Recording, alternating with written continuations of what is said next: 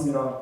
저는 오늘 특강의 사회를 맡은 정치가론 수업의 4기 의장 정치외교학과 3학년 박한수입니다. 먼저 어려운 여건 속에서도 이렇게 자리에 함께해 주신 여러분께 진심으로 감사드립니다.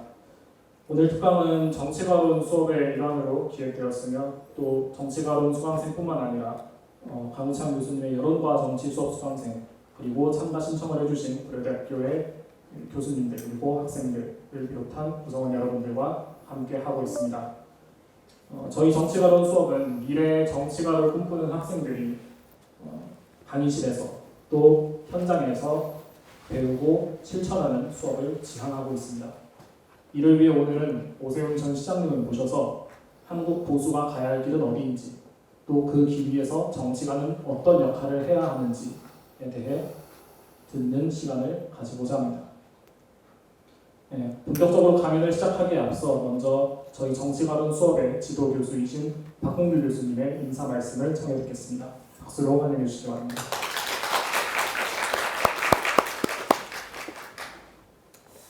네, 반갑습니다. 박홍규 교수입니다. 정치가론 수업이라고 지금 말씀을 드렸지만 오늘 이 수업은 정치가론 수업뿐만 아니라 강우창 교수님의 여론과 정치 그리고 평화민주주의연구소의 소장님이신 이승환 교수님의 대학원 수업도 같이 그리고 제 학부 수업인 동아시아 공동체의 학생 여러분들이 이 자리를 같이 했습니다. 코로나19라고 하는 엄중한 상황 속에서 아마 학교에서 외부 행사를 하는 게 제가 알고 있기로는 처음인 것 같아요. 이번 학기에 아무런 행사가 없었던 상황 속에서 오늘 저희 수업에서 이런 행사를 만들었습니다. 이 행사를 같이 해주신 여러분들에게 감사의 말씀을 드립니다. 그런데 여기서 한 가지만 왜 하필 오세훈 전 시장님인가? 라는 질문을 던져볼 수 있을 것 같습니다. 한 국가가 정치가 발전하려면 균형이라는 것이 굉장히 중요합니다. 보수와 진보, 좌와 우가 균형이 잡힐 때 그럴 때 정치 발전이 이루어질 수 있다고 저는 생각을 합니다.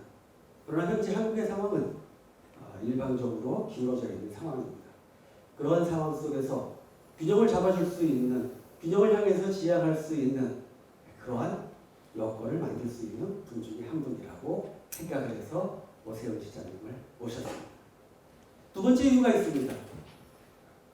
저희 정치가론 수업에서는 역대 동양과 서양, 고대와 현대의 다양한 정치가를 다루고 있습니다. 그 중에 가장 중요한 정치가의 덕목 중에 하나는 그가 정치적 고뇌의 시간을 얼마나 가졌냐라고 하는 사실입니다.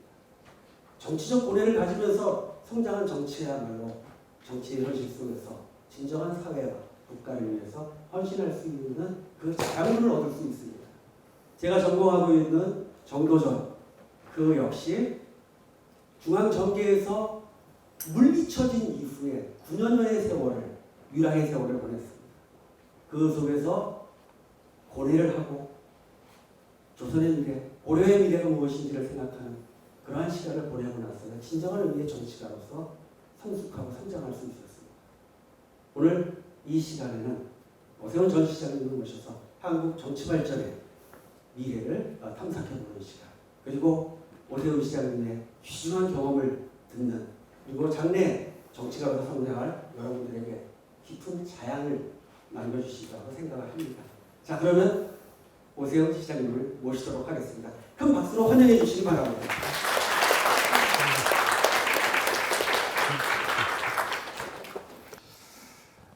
여러분 반갑습니다. 방금 전에 소개받은 오세훈입니다.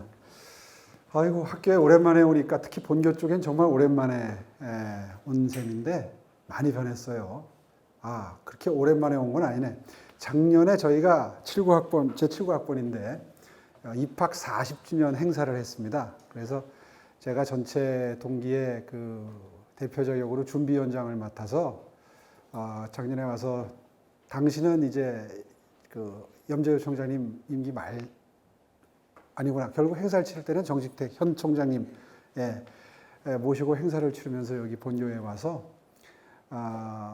입학 40주년 행사를 치르게 되면 그 뭔가 조그마한 선물을 학교에 하는데 저희는 학교에 남기는 선물을 돌벤치를 했어요. 혹시 작년 입학 40주년 동기회에서 교우회에서 그 돌벤치를 하나 학교에 마련했는데 어디에 있는지 혹시 아는 학생 있어요?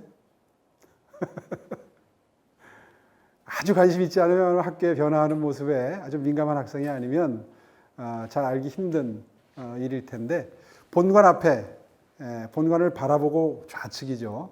거기에 그 숲 밑에 서관에서 내려가는 그 가파른 낭떠러지 같은 그 위치에 돌벤치가 하나 있습니다. 그게 저희가 작년에 79학번이 마련한 건데 돌벤치가 중요한 게 아니라 항상 뭔가 기증을 할 때는 거기에 글을 남깁니다. 글을. 근데 아까 올라오면서 언뜻 그 생각이 났는데 제가 그때 그 대표 자격으로 분명히 아주 괜찮은 문구를 하나 새겼는데 그게 생각이 안 나는 거예요. 그래서 아까 우리 저 길을 안내하는 학생을 아까 주차장부터 만나서 안내를 받아왔는데 오던 길을 다시 좀 우회를 해서 가서 내가 무슨 말을 남겼나 하고 보니까 거기에 이런 쓸만한 말이 새겨져 있었습니다. 모든 것은 변한다. 단 한 가지 변하지 않는 것은 지금 이 말했던 이 진리뿐. 그러니까 변하지 않는다는 진리 하나 빼곤 다 변한다. 그런 문구가 새겨져 있었습니다. 그걸 보고 걸어 올라오면서 사실 이 학생들 앞에 쓴다는 게 굉장히 엄중한 사실인데 여러분한테 도움이 되는 것도 중요하지만 여러분들이 이제 정외과 학생들이 많으니까 여기에 나중에 현실 정치를 하는 학생들도 적지 않이 있을 텐데 그때쯤 돼서 그때 이 오세훈이라는 사람이 와가지고 뭐라고 한 시간 남짓 이야기하고 갔는데 그 말이 해보니까 틀렸다. 이런 생각이 드는 불행한 사태가 생기지 않도록 오늘 정말 꼭 맞는 말만 해야 되겠다. 이런 마음을 다지면서 올라왔습니다. 하여튼 영광입니다. 우리 박형 교수님 덕분에 이렇게 영광된 자리에 쓸 수 있게 됐는데 제가 고려대학교 학생들을 앞에 놓고 강의한 건 꽤 여러 번 되고 또 지난 학기까지는 요 공대가 베이스이긴 한데 그 기술경영전문대학원이라는 대학원이 있어요. 일종의 융합대학원이죠. 기술과 경영이 융합된 학문을 하는 곳인데 이제 거기에 정책이라고 하는 것도 함께 어우러지면 좋겠다 해서 저도 매 학기마다 한 과목씩 강의를 했는데 그건 이제 공대 캠퍼스입니다. 그래서 사실 여러분과 이렇게 멀리 떨어져 있지는 않았다 여태까지. 그때 다듬은 생각의 일부를 오늘 말씀드릴 기회를 가지게 되는 것이고요. 방금 전에 우리 박홍 교수님이 소개해 주실 때 인고의 세월을 생각을 좀 정리할 시간을 가진 사람이라서 불렀다. 이제 이렇게 애둘러서 설명을 해 주셨는데 그 인고의 세월이 아직도 지속되고 있습니다. 지난 4월 달에 됐으면 더 좋았을 뻔했는데 인고의 세월을 앞으로도 몇 년을 더 가져야 또 현실 정치의 세계로 돌아갈 수 있을 것 같습니다. 어쨌거나 제가 시장직을 그만두고 그 현실 정치를 떠난 게 벌써 한 그럭저럭 10년이 됐어요. 거의 10년 동안 제 생각도 많이 바뀌었습니다. 다듬어지기도 했지만 많이 달라진 부분들도 있어요. 그런 생각을 바탕으로 해서 오늘 여러분과 함께하는 시간을 준비를 했습니다. 제가 정치를 시작하고 나서 끊임없이 이게 내 일생의 화두다 라고 생각하고 천착하는 부분이 있습니다. 혹시 제 책 미래라고 있는데 읽어보신 분? 한 학생. 책 읽어보신 분 없어요? 잘 됐네요. 오늘 그 책에 있는 얘기를 좀 많이 하려고 하는데 제가 서문에 그런 얘기를 썼습니다. 내 평생 화두로 생각하는 게 있다. 그건 뭐냐 하면 왜 어떤 나라는 잘 살고 어떤 나라는 못 살지? 왜 어떤 나라는 세계 인류 국가가 돼서 전 세계의 가치관을 선도하고 모든 문제점을 앞장서서 해결하는 선도국의 역할, 이른바 패권국이라고 그러죠. 여러분 뭐 정치학 했으니까 아마 그렇게 설명하는 게 더 빠르겠네요. 패권국의 반열에 오르는 나라가 있고 어떤 나라는 기본적인 거, 의식주도 해결을 못해서 선진국의 도움을 받는 그런 처지가 될까? 이건 개인의 대입을 해도 똑같습니다. 원리가. 왜 어떤 사람은 인생을 성공했다는 평가를 듣고 이른바 인플루언서. 요즘에 뭐 인스타만 좀 잘해도 인플루언서, 유튜브만 좀 잘해도 인플루언서 하지만 실제로 전통적인 의미에서 영향력 있는 사람. 왜 어떤 사람은 그런 반열에 오르고 어떤 사람은 전혀 종속 변수로 평생을 살다가 인생을 마치게 될까 하는 것하고 똑같은 화두입니다, 사실은. 그게 제가 정치를 하면서 늘 머릿속에 한 구석에 차지하고 있는 화두입니다. 오늘 아마 그 일단을 여러분께 말씀을 드리고 싶은데, 어쨌거나 여러분들 그런 생각 아마 정치학을 했으니까 시시때때로 해왔을 거예요. 어떤 나라가 부강한 나라가 되고 선도국이 되고 어떤 나라가 뭐 속된 표현으로 좀 찌질하게 남의 도움이나 받으면서 사는 그런 나라로 계속 유지될 수밖에 없을까 생각해 본 적 있어요? 그 요체가 뭘까요? 왜 어떤 사람은 남을 이끌고 가는 리더의 역할을 하면서 살고 어떤 사람들은 그냥 질질 끌려가는 삶을 살까? 아마 방법은 달리해도 또 각도는 달리해도 정치학이라고 하는 게 바로 그런 화두를 다루는 학문이 아닐까. 과히 틀린 생각은 아마 아닐 겁니다. 그래서 오늘 아마 저한테 주어진 과제가 보수의 미래와 정치가의 역할, 그렇게 알고 왔는데, 일단 보수의 미래도 중요하지만 나라의 미래도 중요할 것 같아서 일단 지금 말씀드린 이 번영의 원리, 그것부터 좀 말씀을 드리면서 시작을 할까 합니다. 제가 10년 동안 정치 공백기가 있었다 이렇게 말씀을 드렸는데, 그 10년 공백기 동안 여러 가지 저 나름대로 의미 있다고 생각하는 경로를 걸어왔어요. 이른바 인고의 세월을 저 나름대로 걸어왔는데, 제가 그 중에서 제일 지금 한 10년 중에 뭐 영국에 가서도 한 1년 있었고, 중국에서도 좀 있었고, 그리고 아프리카 르완다라고 하는 아주 조그마한 빈국입니다. 그 나라에도 한 6개월 있었고, 중남미에 페루라는 나라가 있어요. 정말 남부러울 것 없는, 가진 걸로 치면 남부러울 것 없는 나라인데 국민 생활 수준은 우리보다 훨씬 낮죠. 그런 나라에도 한 6개월 있으면서 방금 전에 말씀드린 그런 화두를 계속 천착을 했습니다. 실제로 그런 나라에 가게 되면 제가 코이카의 중장기 자문관이라는 직책으로 일종의 자원봉사인데요. 이제 그 나라에 배치되는 관공서에 가서 한마디로 한 수 가르쳐 주는 거죠. 우리나라도 산업화 초기에 그런 분들이 와 계셨어요. 선진국에서. 한마디로 선진 행정을 전수한다. 이제 이런 일인데, 가게 되면 끊임없이 토론에 직면하게 됩니다. 왜냐하면 한 수 배우겠다고 모셔놨으니 이제 많은 거를 배우고 싶어 하는 그 나라 엘리트 공무원들이나 오피니언 리더들이 이제 보자고 하겠죠. 그래서 대화를 나눌 기회가 많았는데, 그때 가장 많이 들은 정말 곤혹스러운 질문이, 당신네 나라 코리아는 어떻게 그렇게 전쟁의 폐허 속에서 짧은 기간 내에 산업화와 민주화를 동시에 이루고 국민소득이 3만 달러 반열에 올라서 이른바 OECD 선진국 반열에 들 수 있었느냐. 이런 질문들을 당연히 받게 되겠죠. 그런데 그런 질문을 받았을 때 이런 분위기에서라면야 충분히 시간을 가지고 설명을 하는데, 보통 밥 먹는 자리나 뭐 이제 이런 잠깐 보고 헤어지는 자리에서도 그런 질문들이 자주 나옵니다. 그럴 때 알아듣기 쉽게 그 짧은 시간에 핵심을 전달을 할 수 있어야 하는데, 그러자니까 그게 굉장한 공부를 필요로 하더라고요. 그래서 끊임없이 이제 그 화두를 놓고 고민을 했는데, 이게 굉장히 어려운 이야기죠. 아마 이 화두를 제대로 설명할 수 있는 능력이 있다면 아마 노벨 경제학상을 준다고 해도 뭐 자격이 있겠죠. 여러분 그런 생각 해봤어요? 우리가 짧은 시간 안에 이렇게 여기까지 올 수 있었던 그 바탕, 이유, 비결, 생각이 정리된 학생들이 혹시 있나요?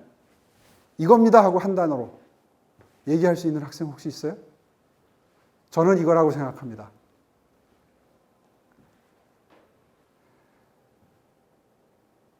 저는 한 문장 정도로 생각하면, 한 문장 정도로 줄이면 인센티브 시스템이라고 생각합니다. 열심히 성실하게 노력한 사람에게 주어지는 상, 게으른 사람, 열심히 안 한 사람에게 주어지는 벌, 사회적인 상벌 시스템. 그걸 이제 한 단어로 요약하면 저는 그냥 인센티브 시스템 뭐 이런 표현을 찾아냈는데, 그런 뜻의 단어가 하나가 있다면 나는 그게 오늘날의 대한민국을 만든 요체가 아닌가. 그리고 왜 제가 이 인센티브 시스템을 주목하느냐 하면, 전 세계 어느 나라든지 어떤 발전 단계에 있는 나라든지 간에 이야기를 했을 때 우리도 적용할 수 있겠다라고 동의를 해줘야 이게 진리잖아요. 그죠? 그런 관점에서 우리에게 특유한 사정이 아닌, 뭐 코리안들은 IQ가 좋고 우리 실제로 평균 지능수준이 높아요. 예. 무슨 뭐 근면 성실하고 뭐 이런 거보다도 전 인류에게 보편적으로, 어떤 나라에게든 보편적으로 적용될 수 있는 걸 찾아내야 그게 정답일 거 아니에요. 이제 그런 의미에서 찾다 보니까 이 열심히 한 사람에게 주어지는 보상 시스템이죠. 그것으로 한마디로 요약한다. 다시 말해서 상벌 시스템이 공평하게 작동하는 나라라면 발전할 수 있는 기반이 마련되는 거다. 이렇게 정리를 해서 이야기를 하면 한 5분, 10분 잠깐 차 한잔하는 그런 자리에서도 충분히 전달할 수 있더라. 그런 경험을 가지게 됐습니다. 그런데 이제 그 상벌 시스템이, 인센티브 시스템이 조금 좀 이제 어렵게 좀 더 구체적으로 좀 풀어서 설명을 하게 되면 이런 거죠. 우리 모두는, 이건 개인적으로도 마찬가지예요. 나라도 마찬가지고 기업도 마찬가지예요. 원리는 똑같아요. 개인에 적용을 하게 되면, 국가에 적용하게 되면 어떻게 이야기할 수 있느냐 하면, 한 사람 한 사람의 국민, 개인이 하는 자그마한 시도들, 크든 작든 어떠한 시도들이 열매 맺을 수 있도록 사회적인 분위기, 그걸 이제 좀 어려운 말로 하면 문화 뭐 이런 표현도 쓰는데, 문화가 그것을 용인하는 그런 사회만 만들 수 있다면 선진국 반열로 남보다 잘 살 수 있는 그런 나라, 그런 기업, 그런 사회를 만들 수 있다. 그리고 그 방법은 두 가지 요소로 이루어진다. 공부를 해보니까 이거 지금 굉장히 그 노벨 경제학상 받은 양반들이 한 얘기를 지금 굉장히 쉽게 풀어서 얘기하고 있는 중입니다. 두 개의 단어로 요약할 수 있다. 그 두 개의 단어는 뭐냐? 무엇이 나라를 발전시키느냐? 무엇이 회사를 발전시키느냐? 무엇이 개인을 발전시키느냐 할 때 국가적인 차원에서 보면 두 개. 저는 그게 기술과 기업이라고 생각을 합니다. 인류 역사를 돌이켜보면 기술과 기업이라고 하는 두 가지 개념이 나라의 발전, 번영을 가져왔다. 이렇게 요약을 하는데, 왜 제가 기술과 기업을 먼저 강조해서 말씀드리냐 하면, 제가 지난 학기까지 몸담고 있던 고려대학교 기술경영전문대학원이 그 두 개를 천착하는 대학원입니다. 기술, 경영, 기업 경영이죠. 그래서 공대생이 경영학을 하고 싶다든가, 경영학을 학부에서 한 학생이 기술에 대해서, 기술의 진보에 대해서, 발전에 대해서 공부하고 싶다라든가, 이런 학생들이 모여서 굉장히 입학하기 힘듭니다. 경쟁률이 꽤 높아요. 한 학기 등록금이 거의 900만 원인가 그래요. 아주 소수 정예만 뽑아서 교육을 하는 융합대학원인데 매년 뭐 엄청나게 학생들이 몰립니다. 결국 고려대학교 기술경영전문대학원에서 그 두 개를 화두로 대한민국의 미래 혹은 뭐 개인의 발전을 추구하는 공부가, 연구가 이루어지고 있다. 그래서 제가 관심을 갖고 거기에 이제 뛰어들어서 그래도 몇 년, 한 대여섯 학기 강의를 한 것 같아요. 근데 오늘은 그 엑기스만 뽑아서 한번 여러분께 전달을 해보려고 합니다.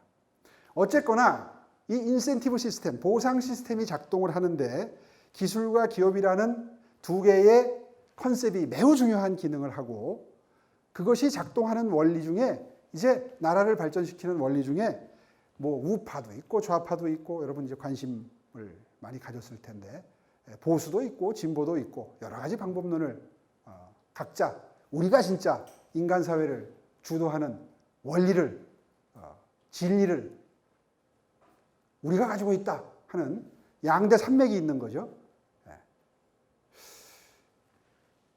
저는 그렇게 비유를 합니다. 보수 혹은 우파는 물이다, 물. 하루 종일 엄청나게 많은 수분을 섭취합니다, 우리는. 특히 요즘 같은 계절에는. 그런데 사실 일상생활과 밀접하게 연결이 되어 있는 공기 같은 그런 존재이기 때문에 고마움을 모르죠. 그런데 진보는 보수를, 우파를 물에 비유한다면 진보는, 저는 굳이 비유하자면 사이다다. 톡 쏘는 사이다 맛 그러잖아요. 사이다 발언, 그런 비유가 있죠. 들으면 굉장히 매력적입니다. 맛으로 치면 훨씬 더 먹고 싶죠, 한마디로. 매우 매력적이죠. 그런데 일상생활에서 늘 사이다만 마실 수는 없다. 저는 뭐 굳이 그렇게 비유를 하고 싶은데, 어떤 뜻에서 그러냐? 보수나 우파의 가치 체계는 이런 강의실이나 연구실에서 만들어진 게 아니라 면면이 내려오는 역사의 저류 속에서 자연스럽게 형성된 어떤 생활의 발견, 축적된 우리들의 생활 패턴, 이런 것으로부터 귀납적으로 추출해낼 수 있었던 어떤 원리, 철학이라고 표현하는 게 더 정확할 거예요. 책상에서 만들어진 원리가 아니에요.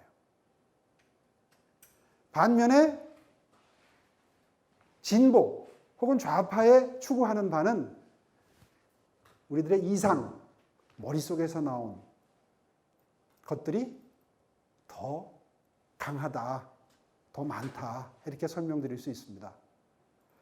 인간은 평등하게 태어났다. 대한민국이 여기까지 왔지만 그 사이에 발전의 과정에서 너무 빈부격차가 벌어졌다. 불공평하다. 시간이 갈수록 부익부 빈익빈이 심해져 간다. 대한민국만 그러냐? 전 세계의 자유시장 경제 질서, 자본주의를 채택하고 있는 나라는 다 그렇다. 이유는 뭐냐? 노동소득보다 자산소득이 더 크기 때문에 부자들이 일단 확보한 자산으로부터 자연스럽게 발생하는 이자를 비롯한 월세소득, 자산소득이죠. 부동산소득. 이런 게 노동의 소득을 압도한다. 누가 한 얘기예요? 최근에 몇 년 전에 피케티라고 하는 학자가 무명의 학자에서 갑자기 스타 반열에 오른 그 비결이 바로 이 연구를 실증적으로 해서 밝혀냈기 때문에 유명해졌죠. 어렵게 얘기하면 이 생각의 바탕에는 인류는, 개개인은, 인간은 다 평등하게 태어났다. 그런데 왜 이런 현실을 우리가 감수해야 되느냐? 바꾸자. 이게 좌파의 논리죠. 멋있죠? 매력적입니다. 그런데 현실에 바탕하고 있지 않기 때문에, 머릿속에서 나온 생각이기 때문에 현실에 적용하다 보면 뭔가 현실과 맞지 않는 조정 과정을 거쳐야 돼요. 그 두 개의 입장의 바탕에는 사람을 바라보는 눈의 차이가 있습니다. 어떤 차이가 있을까요? 이른바 보수 혹은 우파의 사물을 바라보는 바탕에는 인간에 대한 개념 정의 중에 가장 중요한 포션을 차지하는 게 하나 있어요. 뭘까요? 혹시 심작가는 학생 있어요? 인간은 이기적이다. 인간뿐만 아니라 모든 생물은 이기적이죠. 생존을 위한 투쟁을 합니다. 그죠? 우파의 생각의 바탕에는 인간은 이기적인 존재라고 하는 현실론이 자리 잡고 있습니다. 좌파의 생각의 바탕에는 인간에 대해서 어떤 정의, 개념이 자리 잡고 있을까요?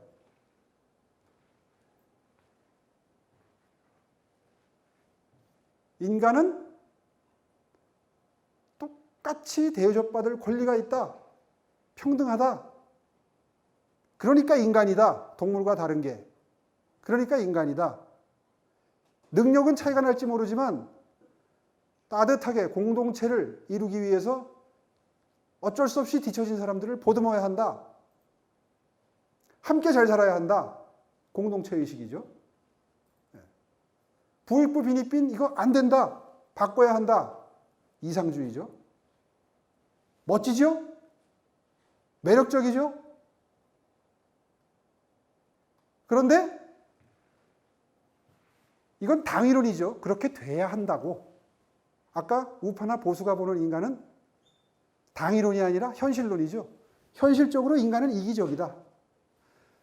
이 둘을 놓고 비교를 해보면 보수는 냉정해 보이고 지루해 보이고 그리고 재미없고 매력 없습니다. 현실을 얘기하니까요. 좌파, 진보는 당위론을 얘기를 해요. 이래야 한다. 인간은 남도 도울 줄 알아야 한다. 이걸 얘기하는 게 훨씬 더 끌리죠.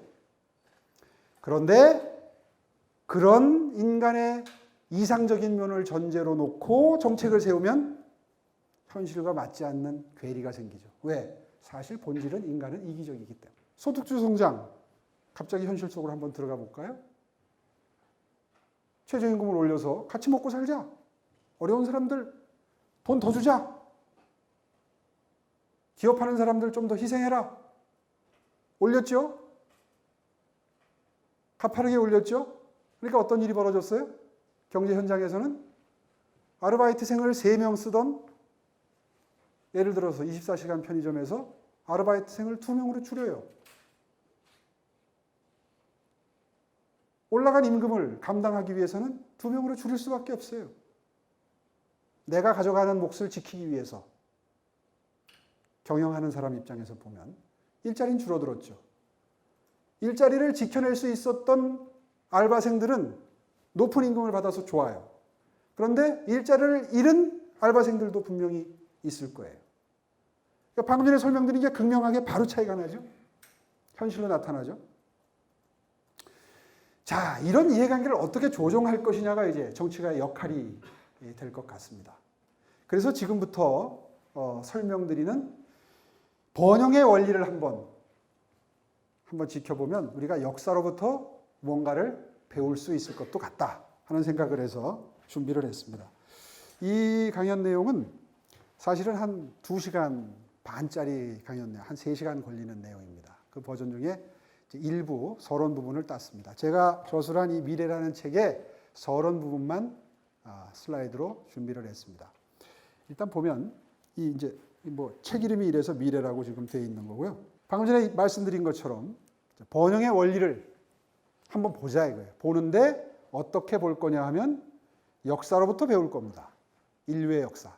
제가 아까 걸어 올라오면서 안내를 해주신 학생한테 서양사를, 세계사를 공부할 기회가 있었느냐. 그러니까 아마 거의 한국사는 필수인데 대학 들어올 때 세계사는 배울 기회가 없는 학생이 더 많았을 겁니다. 그런 답변을 들었는데 서양 경제 발달사에 관한 일부분에서 우리가 좀 오늘 뭔가를 얻으려고 합니다. 어느 나라 국기인지 대충 아세요? 이런 순서로 국가적인 번영이 이루어지고 근대 경제 시스템이 만들어졌는데 오늘은 다 생략하고 스페인, 네덜란드, 영국의 사례만 순서대로 한번 보겠습니다. 그러기 위해서는 이 유태인을 좀 우리가 깊이 들여다볼 필요가 있어요. 유태인 하면 떠오르는 상이 있죠. 이미지가 있습니다. 서양 역사에서 유태인을 빼면 설명이 안 돼요. 여러분 좋아하시는 스티브 잡스죠? 근데 어느 만화를 보니까 탐욕스럽고 이해에 밝은 이기적인 유태인 상을 그린 만화가 있는데 잘 보면 비슷하죠? 유태인, 여러분도 유태인 하면 떠오르는 상이 있죠? 무슨 뭐 샤일로 그 살점을 띄어내고 뭐 이런 그 우화가 있죠? 베니스의 상인인가요?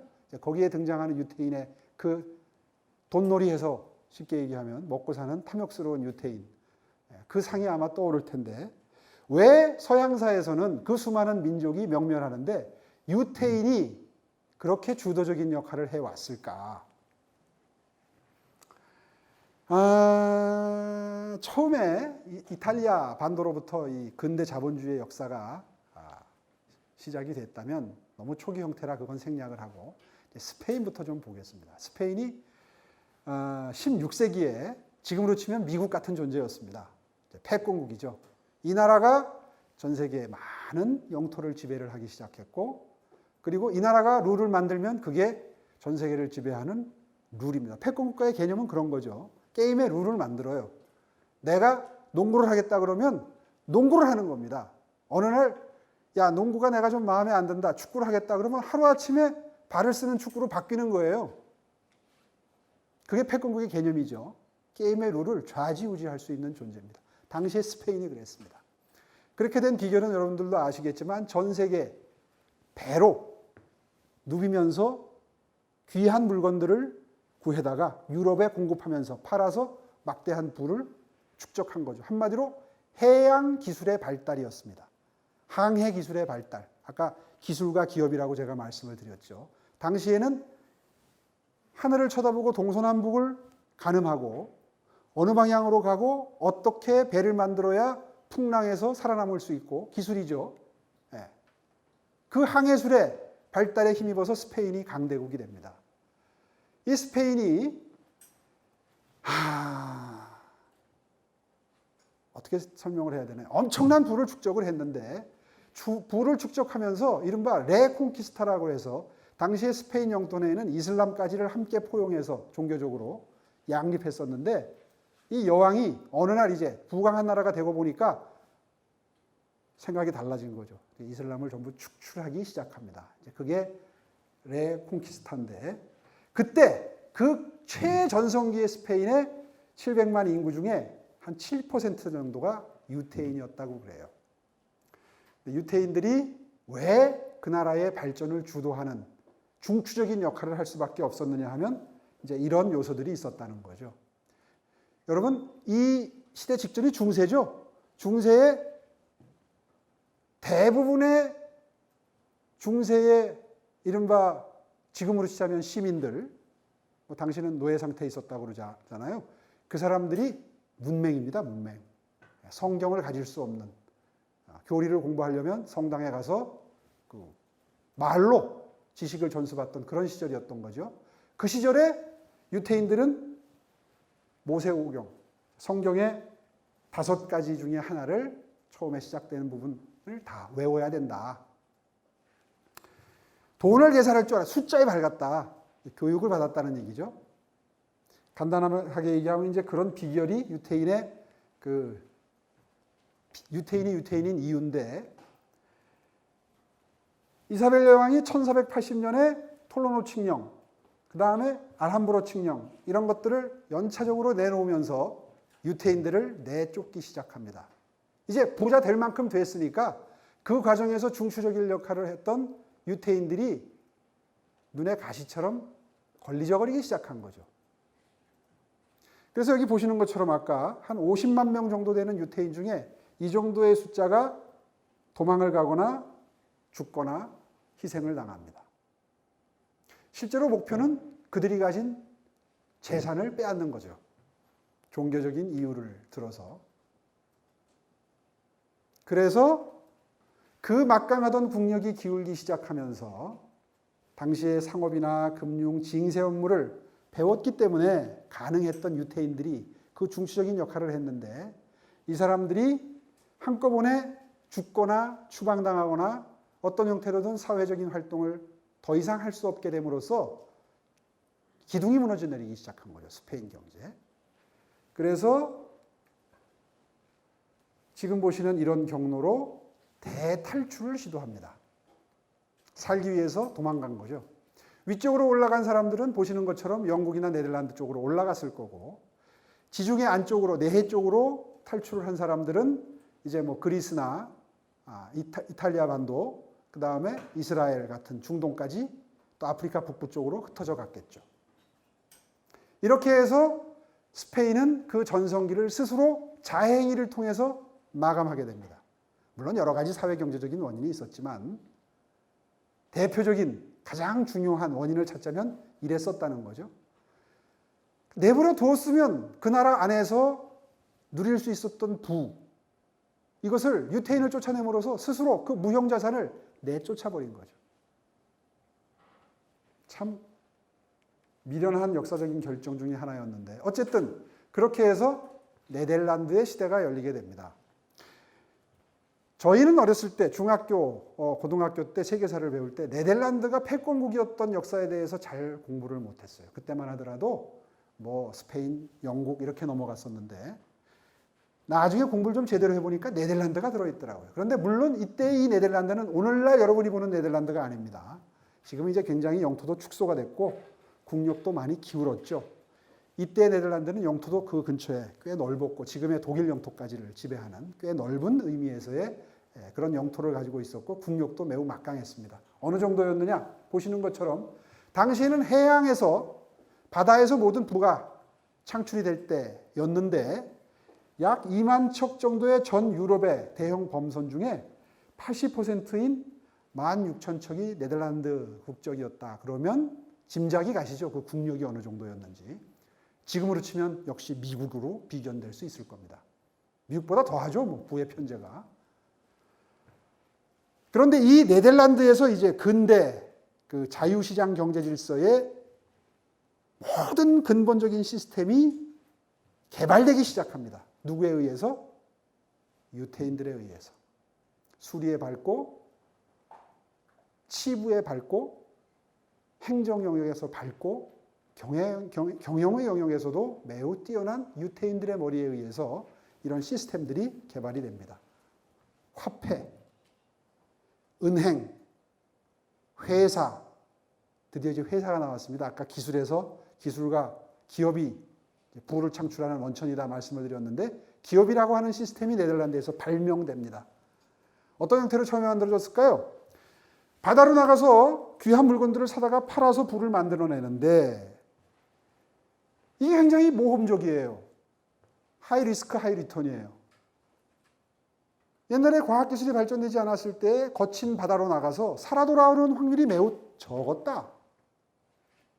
매우 기술이 발전해서 정말 괜찮은, 잘 버티는, 풍랑에도 버티는 배를 만들고 그리고 항해 기술이 발전되고 그리고 동서남북을 제대로 파악할 수 있는 방향 감각도 갖출 수 있는 그런 선장, 선원, 이런 사람들이 오늘날 말하면 벤처, 모험을, 위험을 감수해서 부를 만들어내는 벤처 기업의 원형이겠죠.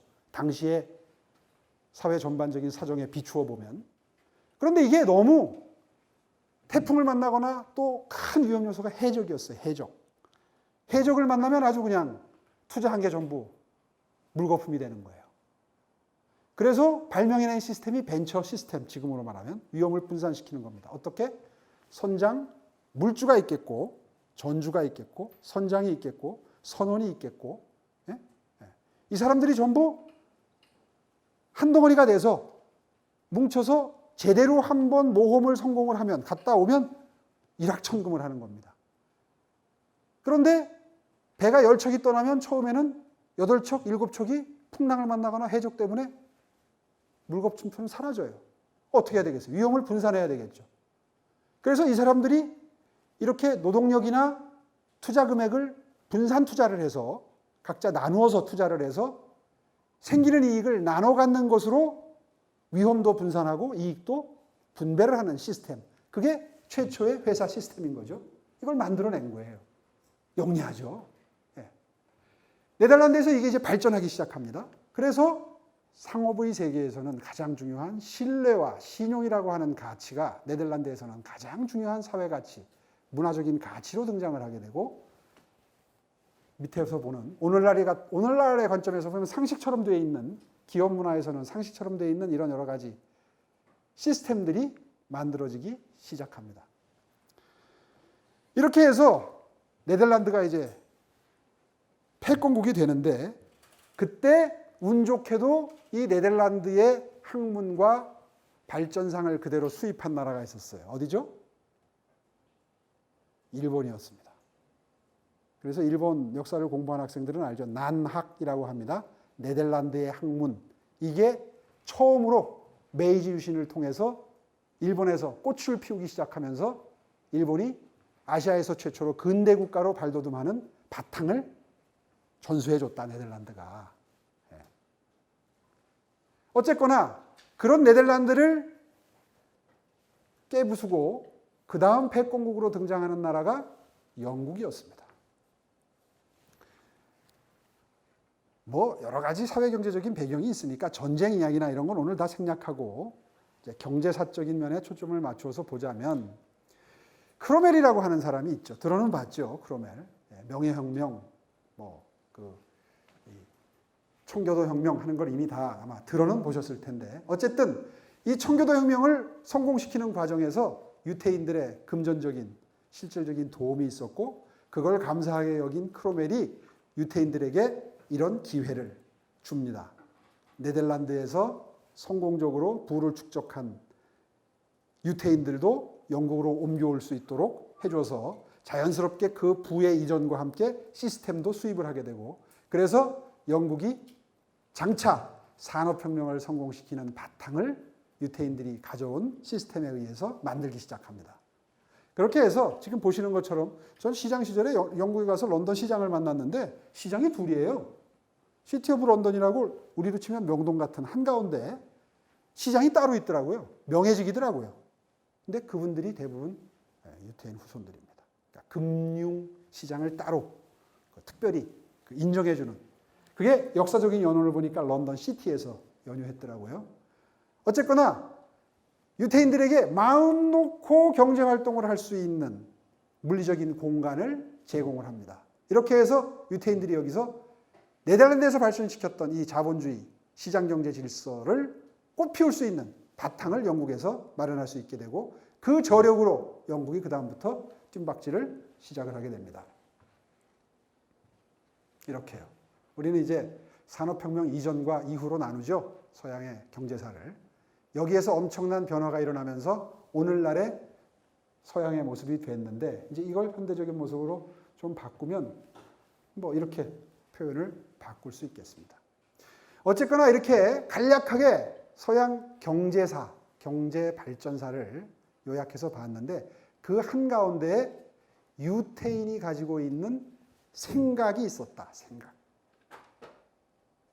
눈에 보이지 않는 생각이 중요하죠. 눈에 보이는 것보다 보이지 않는 가치들이 때로는 훨씬 더 중요한데 이 유태인들의 생활 태도, 마음가짐, 일을 보는 시각, 일하는 방법론, 그들의 지혜로움 뭐 이런 것들이 뭉뚱그려져서 서양 경제사의 발전에 매우 핵심적인 역할을 하게 되는데 그것이 스페인이 스스로 내쫓은 결과가 네덜란드와 영국을 거쳐서 이제는 미국으로까지 일본까지 가게 된 거죠. 독일은 좀 얘기가 좀 달라요. 어쨌든 독일의 경제 발전의 바탕에도 이 사람들이 초기에는 있었던 거죠. 어쨌든 요약을 하자면 오늘 이게 제가 한 10분 정도에 10분 좀 더 걸렸나요? 짧게 설명을 했는데 경제는 무엇이다. 여러 가지가 들어갈 수 있을 거예요. 여러분들 이걸 딱 보는 순간 지금까지 설명드린 바를 바탕으로 해서 경제는 무엇이다? 라고 요약할 수 있겠어요? 정답은 없어요. 여러분 어떤 단어가 생각이 나요? 지금 발전한 걸 보니까. 경제는 뭐예요?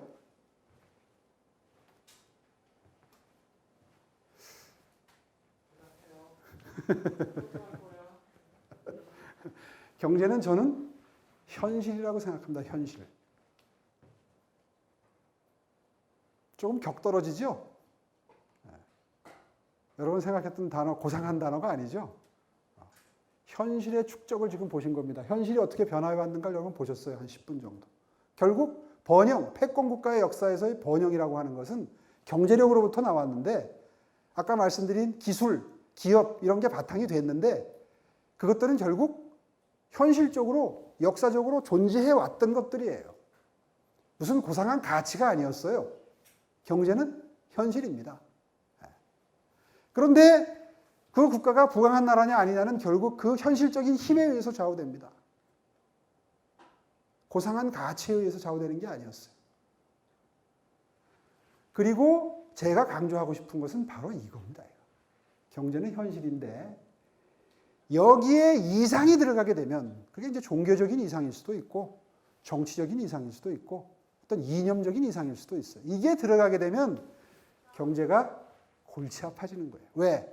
경제는 철저히 이기적인 한 사람 한 사람의 개인들이 모여서 만들어진 현상이기 때문에 그렇습니다. 그래서 자, 이제 지금부터가 제가 하고 싶은 얘기입니다. 지금부터 세계적인 경제학자나 사상가들의 어록들이 몇 개 나오게 됩니다. 번영에 관한, 번영이라고 하는 화두를 놓고 노벨 경제학상을 받은 석학이나 사상가들이나 이런 분들이 한 얘기를 몇 개 소개를 할 텐데요. 성장의 계층별 시차가 불가피하게 불평등을 초래한다. 똑같이 잘 살게 할 수 없다. 모든 국민을 동시에 똑같이 잘 살게 하는 방법은 지구상에 없다. 시차가 존재하는데 그 불평등 때문에 성장을 희생시켜야 하는가라는 화두를 이 사람은 평생 연구했습니다. 불평등은 발전을 자극할 수도 있고 발전을 막을 수도 있다. 앵거스 디턴이 한 말입니다. 정의론으로 매우 유명한 분인데요. 이분은 또 이런 얘기도 했어요. 소득의 불평등을 허용하되 가난한 자의 처지가 향상될 수만 있다면 부자가 조금 더 가져가도 그게 부정의는 아니다.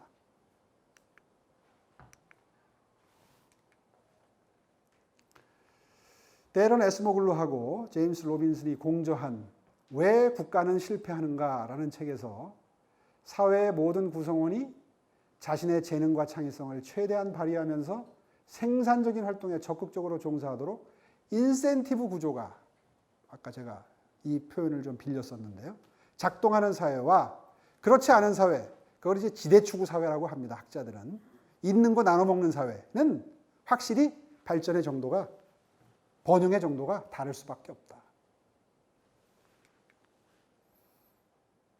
에드먼드 펠프스는 대번영의 조건이라는 책에서 이런 이야기를 합니다. 저는 이 표현을 참 좋아합니다. 제가 이 강의 시작하자마자 이 말씀을 드렸었어요. 다수의 개인들이 도전하고 모험하며 일로부터 만족을 얻고 정당한 보상을 받는 게 그게 바로 자본주의의 궁극적인 목표다. 우리는 산업혁명이라고 하는 어떤 증기기관의 발명이라고 하는 게 우리의 인류사를 획기적으로 바꾼 어떤 사건이라고 정리를 하고 공부를 하고 뭐 그렇게 기정사실화 해왔지만 이분은 거기에 동의하지 않습니다. 산업혁명은 여러 가지 크고 작은 혁명 중에 조금 큰 사건이었을 뿐 오늘날 인류의 번영을 만든 것은 우리들 하나하나 개인들이 조금 더 나은 삶을 살기 위해서 조금씩 기울였던 노력이 성공을 하면 그 과정에서 얻어지는 약간의 진보, 발전이 모이고 쌓여서 인류 역사를 몇백 년 흘러오면서 쌓인 그 수많은 자그마한 성취들의 총합체, 그것이 오늘날 세계의 지구에서 누리고 있는 번영의 결과물이다. 이 조그마한 도전과 모험이 가능토록 하는 시스템, 그것이 가능토록 하는 우리의 마음가짐, 그것이 가장 효율적으로 이루어질 수 있도록 하는 노력, 이런 것들을 우리는 눈에 보이지 않는 이 모든 것들을 우리는 문화라고 한다. 문화.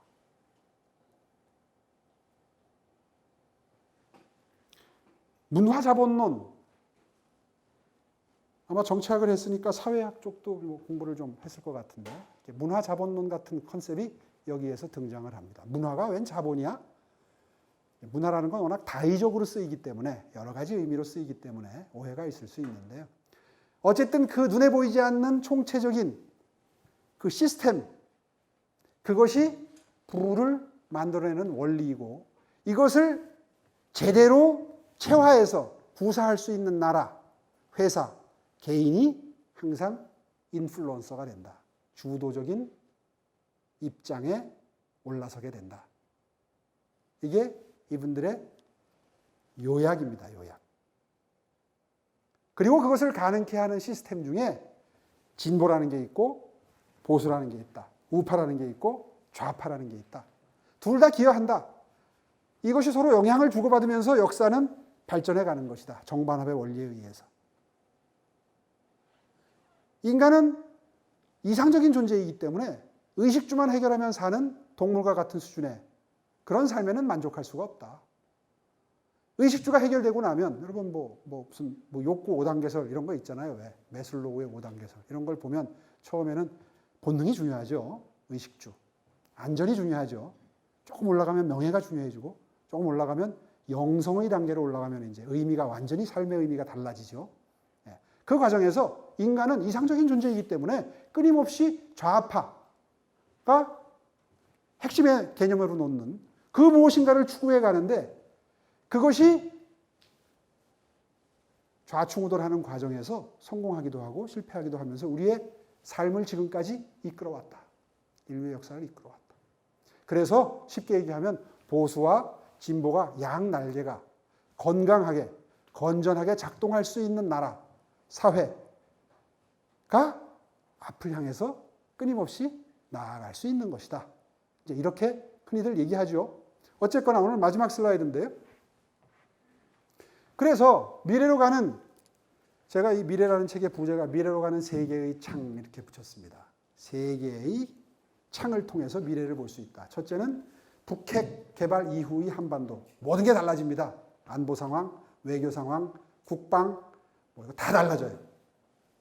두 번째, 저출산 고령 사회라고 하는 현상, 이미 우리에게 다가온 미래죠. 이제 고령 사회를 거쳐서 초고령 사회로 나아가고 있죠. 출산율은 합계 출산율이 1도 안 되는 해가 있죠. 한동안은 우리가 저출산, 고령 현상, 고령화 사회 현상을 해결하기 위한 정책에 많은 투자를 했지만 이제는 이걸 현실로 받아들이고 어떻게 극복할 건가, 어떻게 이 달라진 삶으로부터 비롯되는 정책적 변화를 미리 준비해서 한 사람 한 사람의 국민이 가장 행복한 인생을 살 수 있도록 정책적 준비를 할 건가, 각도가 좀 다르죠. 세 번째는 4차 산업혁명. 지금까지 귀가 따갑게 들은 4차 산업혁명은 기술적으로 이렇게 달라질 것이다, 이런 상품이 팔릴 것이고 산업 생태계는 이렇게 바뀔 것이다, 이런 이야기를 들었다면 제가 이 책에서 처음으로 관심을 가지고 상당한 분량을 할애한 부분은 4차 산업혁명이 이미 왔다. 4차 산업혁명이라고 하는 표현이 굳이 무슨 산업혁명 이런 걸 또 동의하지 않는 분들도 계세요. 그렇다면 디지털 트랜스포메이션 이렇게 치환해서 쓰기도 하죠. 디지털 트랜스포메이션이 우리 인간 생활을 바꾸기 시작했다. 소비 생활, 산업 생태계를 비롯해서 기업 활동 다 바꾸기 시작했다. 실제로 우리 삶 속에 이미 다 변화로서 구현되고 있죠. 그게 중요한 게 아니라 우리 인문학도에게는, 사회과학도에게는 그게 중요한 게 아니라 그건 공대생들한테 맡겨놓더라도 그렇게 이미 우리에게 다가온 4차 산업혁명의 현실 속에서 우리가 도대체 정책적으로 무엇을 준비해야 이른바 우리보다 앞서가는 선도 국가들을 따라잡고 앞서갈 수 있느냐, 어떤 정책적 준비가 필요하냐, 4차 산업혁명이 본격화되면 이 내용이 제 책의 내용입니다. 저는 사실은 법학을 공부했던 사람이고 학부에서는, 그리고 정치를 평생 해온 사람이기 때문에 사실 과학기술에 대해서는 잘 모르죠, 상대적으로. 그런 제가 왜 몇 년 동안 4차 산업혁명만 줄창 얘기하고 다니느냐, 제 관심사는 기술에 있지 않습니다. 그건 개념만 알면 돼요. 여러분들이 휴대폰을 그 작동 원리 과학기술을 모르고도 휴대폰을 자유자재로 쓸 수 있는 것처럼 과학기술은 그들에게 맡기고 우리는 4차 산업혁명이라는 걸 어떻게 우리 것으로 만들면서 부를 창출하고 그리고 이른바 선진국의 반열로 올라갈 수 있는 수단으로 삼을 것이냐, 무엇을 통해서. 그리고 4차 산업혁명이 본격화되면 굉장한 변화가 일어나는데 우리 사회 속에서 가장 크게 바뀌는 게 뭔가요? 4차 산업혁명이 무르익으면 뭐가 제일 많이 바뀌어요? 여러분의 집에서의 생활이 바뀌죠, 물론. 집에 들어가서 말로, 뭐 예를 들면, 지금 좀 추운 것 같아, 이러면은 AI가 알아듣고 온도를 올려준다든가, 바깥에서 휴대폰으로 이렇게 하면 미리 집에 들어가면 밥이 딱 만들어져 있다든가, 나 지금 귀가 중이야, 30분 뒤에 도착해 하면 30분 뒤에 맞춰서 밥을 해놓는다든가, 이런 게 우리가 알고 있는 4차 산업혁명의 생활의 변화입니다. 그런데 그런 거 말고 진짜 우리가 신경 써서 정책적으로 준비해야 될 것 중에 바뀌는 게 뭐가 제일 큰 게 있어요? 무슨 시장이 바뀐다고요? 일자리 시장이 바뀌죠. 일자리가 확 줄어든다면서요. 관심 없어요? 여러분 그래서 열심히 공부하는 거 아니에요? 일자리 시장이 바뀐다면서요. 4차 산업혁명이 본격화되면. 근데 일자리 시장이 바뀌면요. 노동정책 바뀌겠죠? 복지정책 바뀌겠죠? 교육정책도 다 바뀌어야 돼요. 교육은 어떻게 바뀌어요? 이제 평생 직장이라는 개념이 없어지죠? 평생 이제 뭐 80살까지 경제활동 해야 된다면서요. 바이오도 발전하잖아요. 그죠? 네. 건강하게 경제활동할 수 있는 나이가 연장이 되죠? 옛날처럼 한번 입사하면 평생 근무하는 직장이 이제 그런 직장 문화가 있나요? 요즘에 삼성이나 현대나 뭐 이런 데 들어가서 계속해서 평생 근무하는 비율이 얼마나 돼요? 혹시 통계 수치를 알고 있어요? 제가 몇 년 전에 본 통계 수치는 10%밖에 안 됩니다. 대부분 경쟁에서 도태되거나 스스로 나와서 창업을 하거나 뭐 다른 회사로 전직을 하게 되죠. 그러니까 대기업 생존율이 10%가 안 돼요. 다시 말해서 평생 인생을 담보해 줄 수 있는 직장이라는 개념이 없어져요. 적어도 인생 2모작 얘기가 나온 지가 한 10년 된 것 같은데 지금은 3모작, 4모작, 5모작을 해야 될지도 몰라요. 그러면 여러분들이 대학 교육을 이런 식으로 받아가지고 인생 5모작에 적응할 수 있겠는가? 그래서 평생 교육이라는 개념이 나오는 것이고 직업 교육을 끊임없이 받아서 업그레이드 하지 않으면 인생을 흥미롭게 보람있게 행복하게 살 수가 없다. 그러잖아요? 그러면 교육 시스템이 바뀌어야죠. 언제까지 대학 졸업장 하나 가지고 평생 먹고 사는 그런, 우리 세대는 그렇게 편안하게 살았어요. 고려대학교 졸업장 하나만 있으면 평생 먹고 살고 그리고 즐기고 살 수 있었어요. 여러분 인생은 불행해도 이제 그런 시대가 아니라고 그러잖아요. 네? 그러면 교육도 바뀌어야죠. 특히나 지금까지의 교육은 3차 산업, 그러니까 다시 말해서 4차 산업혁명이 이루어지기 전에 산업 생태계에 적합한 인재를 양성하는 시스템이었습니다. 다 그렇진 않지만 대충 이야기하면 평균적으로 어떤 사람이 각광받았어요?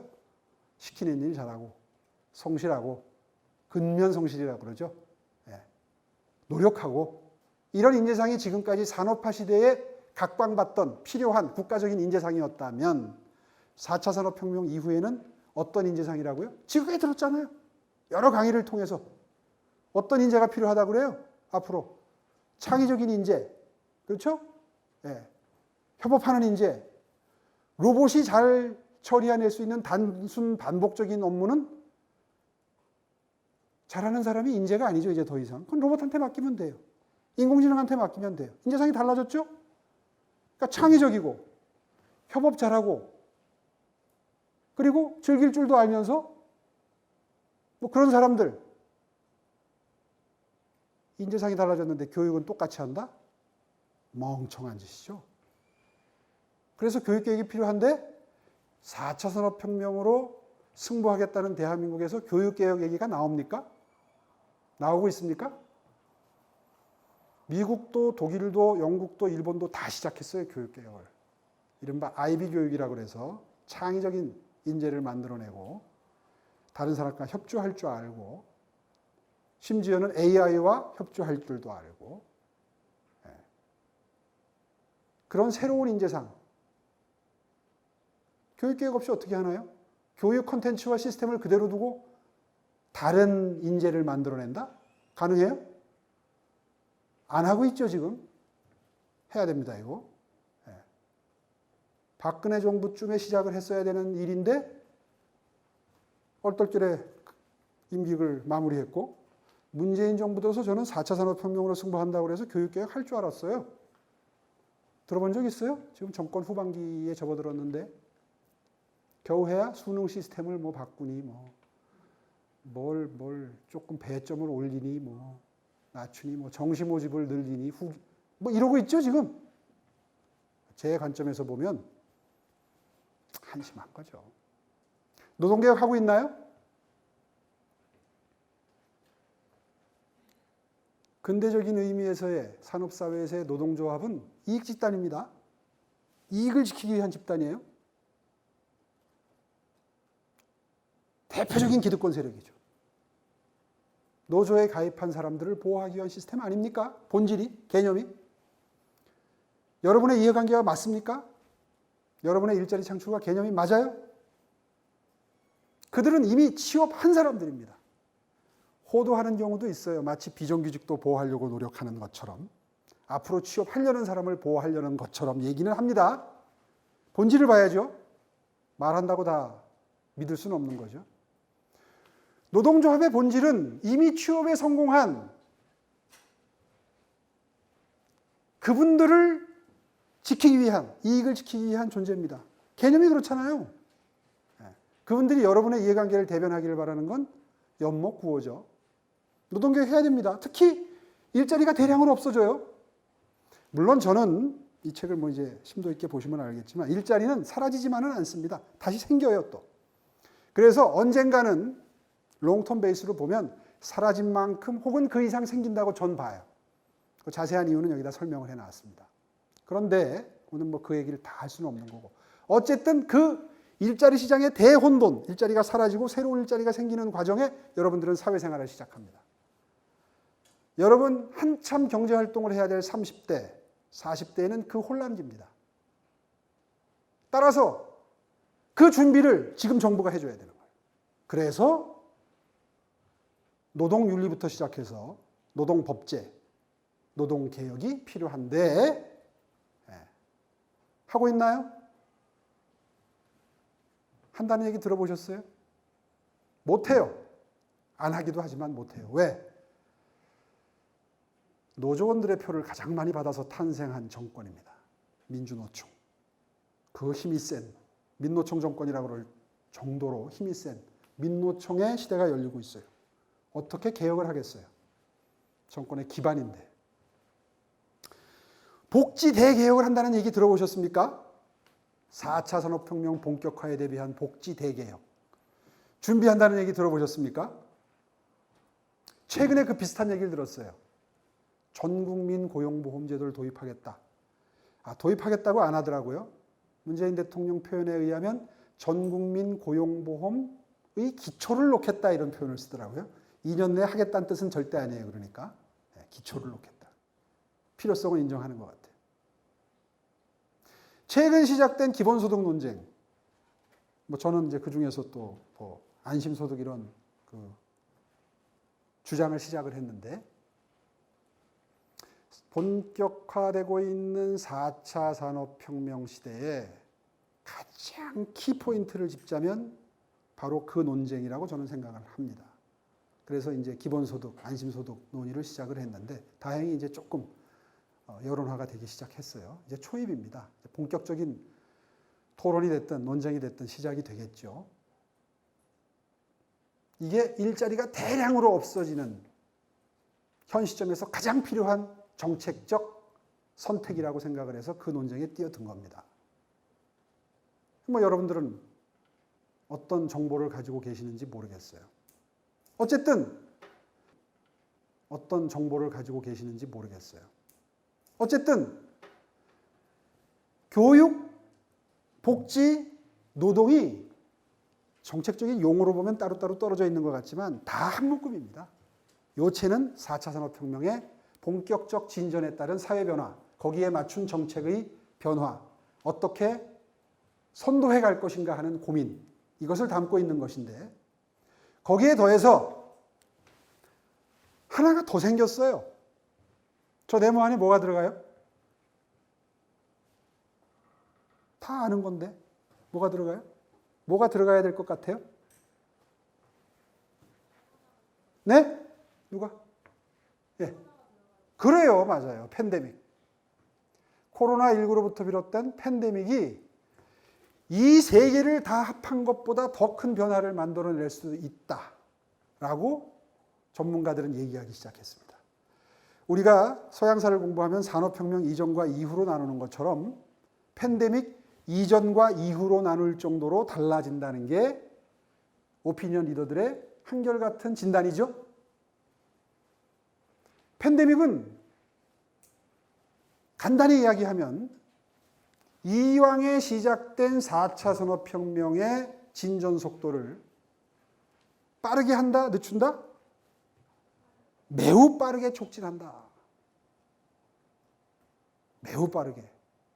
그러면 우리에게 돌아올 엄청난 혼란이 기다리고 있습니다. 어떤 큰 사회적인 변화가 이루어질 때 적응기가 있으면 그나마 그 시기를 사는 사람들에게 준비할 마음의 준비, 시간적인 여유가 생겨요. 또 정책이 적응해 갈 수 있는 시간적인 여유가 생겨요. 그런데 안 그래도 엄청난 속도로 진전될 것이 예상이 돼서 빌 게이츠, 저커버그, 일론 머스크 이런 사람들이 기본소득 얘기를 하네요. 그죠? 팬데믹 이전에 나온 얘기죠? 작년, 재작년에 나온 얘기예요. 아니 왜 기본소득 그러면 무슨 사회주의, 공산주의자들이나 할 법한 얘기인데 똑같은 액수를 나눠주자는 얘기잖아요. 그런데 왜 실리콘밸리에서 얘기가 먼저 나오죠? 자본주의의 최첨단을 겪고 있는 미국에서 먼저 나오죠? 왜? 그 사람들은, 그 인사이트를 가진 사람들은 엄청난 인사이트의 소유자들이죠. 지금 말한 이 세 명. 뭐 과거에 누구 뭐 무슨 노벨 경제학상을 받은 경제학자 이런 거 빼고 여러분들이 관심을 가지고 매일매일의 뉴스 속에서 보는 마이크로소프트의 빌 게이츠,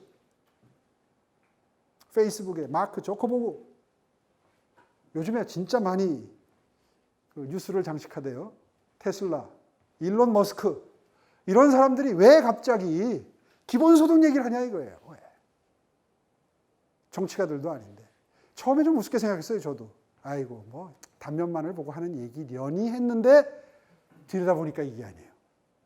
이 사람들은 4차 산업혁명 이후에 우리의 일상생활이, 우리의 산업생태계가 어떻게 바뀔지에 대해서 엄청난 정보와 해안을 갖고 있는 인사이트를 가진 진정한 의미에서의 퓨처 메이커들인데, 그죠? 이 사람들이 미래를 만들어가는 사람들이잖아요. 근데 그 사람들이 기본소득 얘기를 하더라.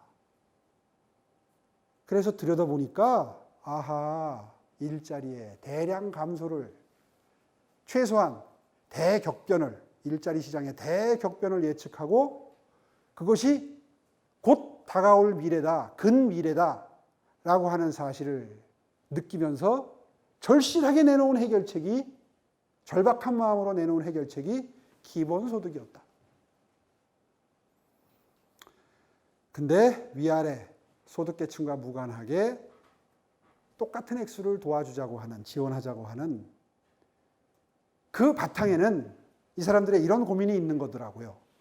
여러분도 다 짐작하겠지만 엄청나게 풍요로운 세상이죠. 생산 과잉의 시대예요. 생산하는데 원가도 별로 안 들어요. 이제는 대량으로 찍어내면.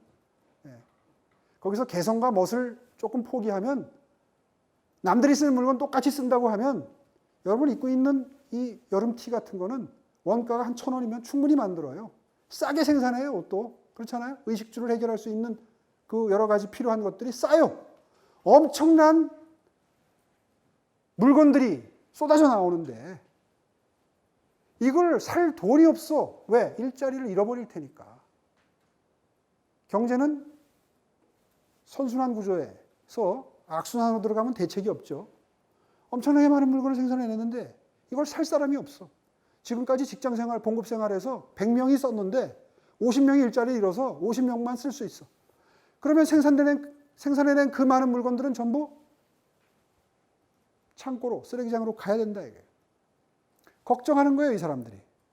그게 눈에 보이는 거죠. 그래서 많이 번 사람들이 세금 많이 내고 재원 마련해서 일자리 잃은 사람들에게 기본적으로 쓸 수 있는 것들은 쓸 수 있도록 이른바 경제학적인 용어로 유효 수요를 창출할 수 있도록 소비를 진작할 수 있도록 돈을 주자. 이번에 경험했죠? 재난 기본소득으로. 돈 받고 즐거운 마음으로 지금 막 쓰고 있죠? 저도 쓰고 있어요. 동참하고 있어요. 이거를 누가 슈가하이라고 그러더라고요.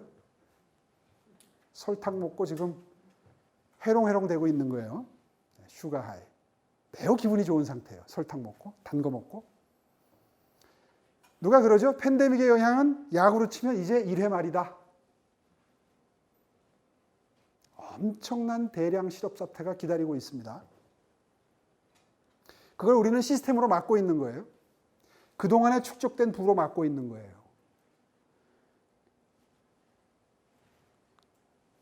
기업의 실적에 따라서 마음 놓고 해고하고 기업의 장래성을 보고 마음 놓고 고용하는 시스템을 가진 미국 같은 나라는 경기 변동에 따라서 고용 사정이 훨씬 더 활발하게 바뀝니다. 경제가 조금만 좋아지면 고용률이 확 늘어요. 실업률이 뚝 떨어져요. 그러다가 조금 경기가 나빠지면 다 해고해버려요. 그게 가능해요. 그 나라는 법제가. 우리는 그런 나라를 이제 노동시장의 유연성이 확보된 나라다 이러죠. 우리나라는 고용의 경직성, 노동시장의 경직성. 웬만큼 어려워도 그냥 안고 있고 그렇게 안고 있다 보니까 갑자기 경기가 좋아지고 우리 회사의 매출이 갑자기 늘고 뭐 장사가 잘 되고 해도 갑자기 사람을 또 늘릴 수도 없어. 원래 안고 있었던 그 말하자면 회사가 가지고 있는 고용의 스펀지 같은 역할을 하는 역할이 있기 때문에 그런데 그런 고용의 경직성, 고용시장의 경직성 덕분인지 때문인지 아직은 우리나라가 버티고 있습니다. 고용시장에서. 물론 지난달 실업수당 갑자기 일자리 잃은 분들한테 주는 돈이 사상 최고로 오르긴 했어요. 물론 그 조짐이 나타나고는 있어요. 그러나 아직은 시작도 아니다. 왜? 아직은 버티고 있어요. 국가에서 조금이라도 지원금을 받는 회사는 해고를 하지 않는 조건 하에 지원을 받고 있거든요. 버티고 있는 거예요. 뭘로? 여러분 부모님이 낸 세금으로 버티고 있는 거예요. 재원으로 버티고 있는 거예요. 근데 버티는 것도 한두 달이고 몇 달이지.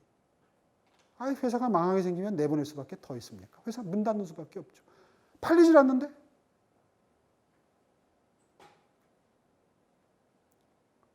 쓰나미급의 변화가 서서히 다가오고 있습니다. 근데 지금 한국 증권시장이나 미국의 증권시장, 나스닥이나 코스닥이 지금 뭐 굉장히 좋죠. 지금 들어가서 수익률이 높다고 그러죠. 동학개미들이 돈을 많이 벌었다면서요. 하고 있는 학생들 있으면 빨리 나오세요. 뭐 옆으로 좀 샜는데 어쨌거나 아직 본격적으로 오지도 않았다. 어떻게 막고 있는 거죠, 지금. 2차가 왔어요, 지금 이제. 2차 확진자 수가 좀 늘었죠. 뭐 유럽에서 변형된 바이러스가 또 시작이 된다면서요. 올해 중으로 이른바 현대판 쇄국 정책이죠. 들어오지도 말고 나가지도 마라. 이게 지금 아직 유지가 되고 있는데 이게 풀리려면 곧 풀릴 줄 알았는데 이게 풀리려면 글쎄요. 올해 중에 될지 내년 중에 될지 아무도 모르는 거죠. 이 팬데믹이 엄청난 속도로 4차 산업혁명을 촉진시키고 있다. 이른바 언택트라고 하는 비대면 사회현상, 산업현상이 결국은 디지털 트랜스포메이션이라고 하는 4차 산업혁명의 본질로부터 변화가 더욱더 가능해지는 것이고 그렇다면 팬데믹과 4차 산업혁명은 매우 밀접한 상호 시너지 효과를 내는 관계에 있다. 간단히 정리하면. 따라서 이제 제가 미래라는 책을 다시 수정 증보판을 낸다면 거기에 이제 한 장이 더 들어가겠죠. 그러니까 제가 이 저서에서 주장하고 싶은 내용은 1장에는 아까 제가 보여드린 서양 근대 경제발전사, 경제사적인 측면에서의 발전과 번영의 원리라면 2장에서 북핵 이후에 달라진 남북관계, 주변 사관관계, 안보. 여러분 요즘에 매일 뉴스 보고 있죠? 북한의 김여정이라고 하는 새로운 또 뉴스를 장식하는 뉴스메이커가 나타나서 연일 우리에 대해서 아주 독설을 쏟아내는데 점잖게 말해서 독설이지 쌍욕이죠. 욕설을 배설하고 있습니다. 전 세계의 국가 간에 그런 상스러운 표현을 동원한 성명이 매일 쏟아져 나오는데도 시장에 아무런 영향도 미치지 않고 그리고 정부도 대꾸도 없고 참 보기 드문 광경이 지금 한반도에서 연출이 되고 있는데 여러분 다 공부했겠지만 이게 다 핵의 위력입니다. 지난 몇 년 동안 제가 북핵 이후에 달라질 남북관계, 주변 사관관계를 굉장히 힘주어서 강연을 하고 다녔는데 이제 시작이에요. 핵을 가진 나라와 그렇지 않은 나라는요. 두고 보세요. 지금 벌어지는 것보다 10배, 100배 심한 현상이 한반도에서 일어납니다. 군사 도발을 해도 우리가 대응을 못합니다. 안 합니다. 못해요. 뺨을 맞아도 가만히 있어야 돼요. 그게 핵 보유국과 핵 보유를 하지 못한 나라의 역학관계입니다. 무릎 꿇든지 죽든지 선택지는 둘 중에 하나밖에 없다. 어떤 정치학자가 그렇게 얘기했죠? 모겐소인가요? 어쨌든 북핵 이후의 한반도 남북관계, 미중관계를 비롯한 국제관계 이런 것들이 이제 2장에서 다루어졌다면 3장에서는 아까 말씀드린 대로 핵폭탄급의 저출산 고령사회 현상 이게요. 팬데믹과 4차 산업혁명하고 비견될 수 있는 엄청난 사회적인 변화, 사회 구조적인 변화로 비롯되는 모든 정책의 변화를 가져옵니다. 주택정책 당연히 영향받겠죠. 예를 들면 경제정책 당연히 변화가 있겠죠.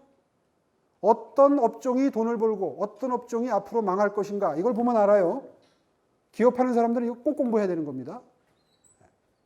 다시 말해서 경제를 진단하고 예측하고 준비하는 정책은 저출산 고령사회 현상을 빼고는 할 수 있는 게 아무것도 없어요. 중요하겠죠. 거기에 대해서 지금 4차 산업혁명과 팬데믹 이 네 개의 창을 통해서 미래를 보면 정책적 준비가 가능해진다. 그런 관점에서 미래를 준비를 하고 이거를 이제 제가 원내에 들어가면 이걸 바탕으로 명색이 그래도 미래통합당이니까 그 미래를 좀 설계를 해보려고 했는데 이번 4월 달에 좌절했습니다. 참 안타까운 일입니다. 제 정치인 개인의 정치 행로를 놓고 말씀드리는 게 아니라 지금 이런 그 이른바 우파 정당이 보수 정당이 해야 될 일이 있는데 그 일을 제대로 하고 있는지 또 할 수 있는지 참 안타까워요. 그 점이 안타까운데 어쨌거나 오늘 강연 제목이 보수의 미래와 정치가의 역할입니다. 정치가는 여러 가지로 역할을 할 부분들이 많죠. 일단 그 사회적인 영향력, 국회라고 하는 공간을 활용한 사회적인 영향력을 활용해서 어젠다 세팅을 하는 역할이 있겠죠. 또 그 어젠다를 세팅하는 역할은 아카데미아에서도 할 수 있어요. 대학에서도 할 수 있죠. 학문의 장에서도 할 수 있어요. 근데 그걸 실천시키고 준비하고 현실에 접목하는 작업을 또 역시 정치인들은 할 수 있겠죠. 그래서 여러분들 정치, 외교에 관심 가지는 거 아닙니까? 아마 제가 처음에 이 오늘 강연을 제안받으면서 여기 학생들은 현실 정치에 관심이 많고 현실 정치를 직접 하고 싶어하는 학생도 많습니다. 아마 이번 학기에 그걸 공부하는 여기 정치가론이라고 그랬나요? 예. 그 과목은 특히나 거기에 천착하는 한 학기를 보냈을 거고 그리고 또 여론과 정치요? 정치와 여론 굉장히 중요하죠. 뭐 몇 가지 4과목이 지금 그 연합군으로 여기 오셨다는 말씀을 들었는데 어쨌거나 정치가의 역할이라고 하는 것은 지금 말씀드린 범주에서 크게 벗어나지 않습니다. 미래를 내다보는 능력 필요하겠죠. 오늘 뭐 강의를 들으면서 느꼈겠지만 어떤 미래가 올 것인가를 미리 예측하고 준비하는 작업. 미래는 다가오는 게 아니라 만드는 거라 그러죠. 일정 부분은 우리 뜻대로 준비할 수 없는 부분도 있습니다. 기술의 발전이라든가 기업 형태의 변화 이런 것들은 계속해서 진화 발전하는 측면이 있기 때문에 우리 뜻대로 될 수 없는 부분도 있지만 최소한 미래를 예측하게 되면 그때부터 준비가 가능해지는 것이고 그 준비는 정책적 준비가 매우 중요한 준비가 될 수 있겠죠. 그런 의미에서 정치하는 사람들은 다방면에 이른바 인사이트라고 그래야 되나요? 해안 이런 것을 엔진처럼 장착하기 위해서 이제 여러분들은 그 준비 기간이라고 볼 수 있는 거고요. 그게 현실 정치를 준비하는 여러분들 입장에서는 가장 중요한 준비이자 어떤 덕목이 아닐까 그런 생각이 듭니다. 오늘 저한테 주어진 시간이 벌써 5시가 넘었네요. 예, 아이고 이렇게 정말 영광이었습니다.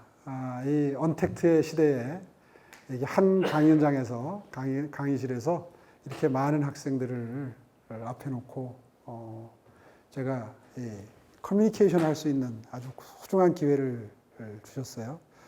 박홍 교수님 감사드리고 또 관심을 가지고 이렇게 참여해 주신 여러 학생 여러분들께도 진심으로 감사드리고 싶습니다. 제가 좀 더 노력해서 여러분의 기대에 부응하는 그런 정치인, 정치 행보를 보여드릴 수 있도록 노력하겠습니다. 오늘 이 귀한 인연 소중하게 생각하겠습니다. 고맙습니다. 감사합니다. 최태호 시장님 감사드립니다. 오늘 제가 강의를 들으면서 2가지 사항을 느꼈습니다. 한 가지는 시장님께서 말씀해 주신 대한민국의 번영의 원인이 무엇인가라고 하는 주제였습니다. 그것은 사실은 제가 갖고 있는 중요한 문제 중에 하나에 대한 다른 시각에서의 천착이었다는 생각이 듭니다. 저는 그 위대했던 조선이 왜 멸망했는가 라고 하는 것에 오랜 동안 관심을 갖고 있습니다. 그 답은 아마도 대한민국이 왜 번영했는가 라고 하는 것을 뒤집어 보면 조선이 왜 멸망했는가 하는 답을 얻을 수 있었습니다.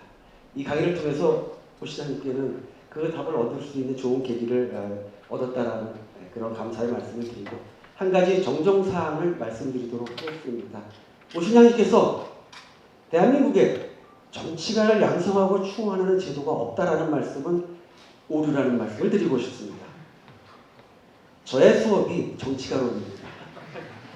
고려대학교 정치외교학과에 정치가를 양성하는 시스템이 있습니다. 오늘 시장님께서는 그 자리에서 장래의 정치가들을 위한 그 훈련을 시켜주셨습니다. 오류를 하나 고쳐드리면서 감사의 말씀을 드립니다. 사실 오 시장님께서는 지금 제가 처음에 말씀드렸다시피 정치적 고뇌의 시간을 갖고 계실 줄 알았어요. 그래서 오늘 오셨어도 혹시 풀이주가 계시지 않을까 라고 하는 그런 우려를 조금 했었는데 마이크를 잡는 순간부터 열정과 대한민국의 미래에 대한 그 식견을 폭발시켜 주셨습니다. 정치가는 2가지가 가장 중요합니다. 첫째는 자신의 식견, 미래를 내다보는 안목. 그런데 더 중요한 것이 있습니다. 더 중요한 것. A4를 보지 않고 자기 말을 할 수 있는 사람. 대한민국의 정치가 중에서 만약에 A4를 보지 않고 자기의 말을 할 수 있는 사람이 등장할 수 있다면 저는 그 사람이 대한민국의 통치자가 될 수 있다고 생각을 합니다. 오늘 이 자리에서 그걸 봤습니다. 그런데 왜 그는 그 자리에 가지 못하고 있는 걸까요? 저는 그 생각을 했습니다. 만약에 이번에 코로나가 아니었다면 오 시장님께서는 광진을 해서 당선하셨을 거라고 저는 생각을 합니다. 그러면 대한민국의 보수의 길은 열렸을 거라고 생각을 합니다. 하늘이 그 길을 막았습니다. 저는 하늘이 막았다고 생각을 합니다. 오 시장님 본인은 인간이 할 수 있는 역할을 다 하셨습니다. 그러나 하늘이 막았습니다. 제 전공이 동양정치사상입니다. 동양정치사상에 중요한 텍스트가 있습니다. 중용이라는 텍스트가 있습니다. 중용의 덕목 중에서 가장 중요한 것은 하늘을 원망하지 않는다. 사람을 원망하지 않는다. 불원천고 불우입니다. 하늘의 코로나를 원망하지 마십시오. 다시 하늘은 그 때를 드릴 겁니다. 기다리면서 인고의 시절을 보내시다 보면 하늘은 또다시 기회를 줄 거라고 저는 생각합니다. 그 사이에 사람을 원망하지 않고 하늘을 원망하지 않으면서 본인의 생각하는 대한민국의 미래와 정치가의 덕목을 개척해 가신다면 어느 시점에선가 다시 하늘이 부르는 날이 있을 거라고 저는 생각을 합니다. 오늘 그 기회에 제1단이라고 생각해 주시면서 대한민국의 보수가 다시 한번 살아갈 수 있는 계기를 마련한 첫 번째 단이었다고 생각을 하면서 오늘 강의를 마치도록 하겠습니다. 대단히 감사합니다.